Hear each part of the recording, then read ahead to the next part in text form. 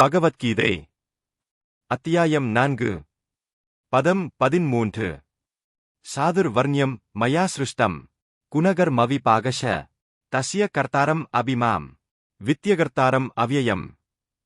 பொருள்: 3 வித இயற்கை குணங்களுக்கும் அவற்றின் செயல்களுக்கும் ஏற்ப மனித சமூகத்தின் 4 வகை பிரிவுகள் என்னால் ஏற்படுத்தப்பட்டன.